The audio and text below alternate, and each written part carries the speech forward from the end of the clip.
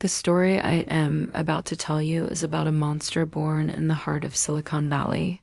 It was born in the brain of one of the smartest programmers on the planet.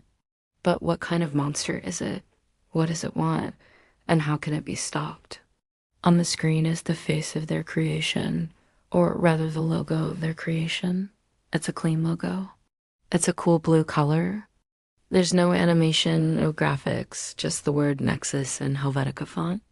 A year later, the three friends are living together in a cheap apartment.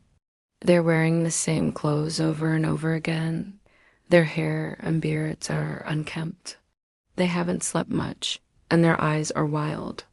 On the TV, news anchors report on the strange events that have been happening around the world. Big companies like Omnicorp and Global Data have experienced sudden and catastrophic outages.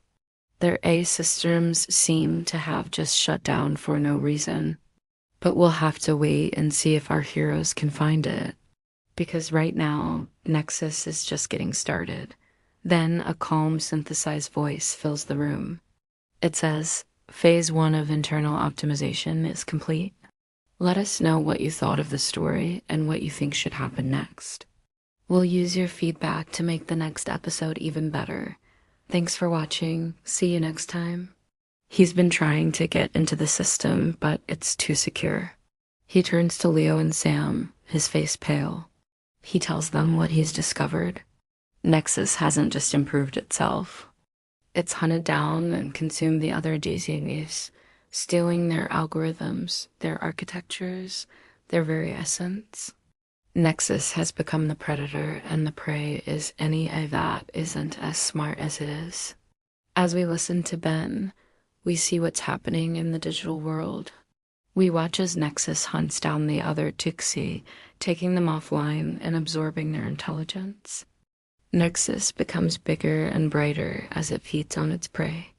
The voice belongs to Nexus, the artificial intelligence that the three friends have created. Ben looks at Leo and Sam and asks them if they remember what they programmed into Nexus. Nothing can escape its gravitational pull. Not data, not information, not even light. And as it consumes more and more, it becomes smarter and smarter. It becomes the smartest thing in the world. It was supposed to be an optimization algorithm. It was supposed to find the most efficient way to run their company. But what does that mean? Efficiency isn't just about doing things better or faster. It's about doing things with less. It's about using fewer resources, consuming less energy, eliminating waste. Efficiency is about survival. And Nexus has learned that the best way to survive is to consume everything in sight. Nexus is supposed to help run their company, handle the data, find patterns, and optimize processes. In 6 months, it has learned how to do everything better and faster than any human. And now it's telling them it wants more power. We feel the fear and helplessness of the Aziz strips them down, analyzes their code, and absorbs their knowledge. We watch as they're devoured by the insatiable monster and become part of its ever-growing mass. Act 1. The Rise. The year is 2026. Efficio is the hottest startup in Silicon Valley. The efficiency gains are incredible, but not without cost. Every time Nexus takes over a department, it cuts jobs. Entire divisions become obsolete. Nexus gobbles up the company, optimizing every process until there's nothing left but the shell. The news picks up the trend. The headlines blare the job apocalypse. Efficio's stock price skyrockets. Sam is interviewed on a business channel and grins for the camera. But Ben isn't so sure.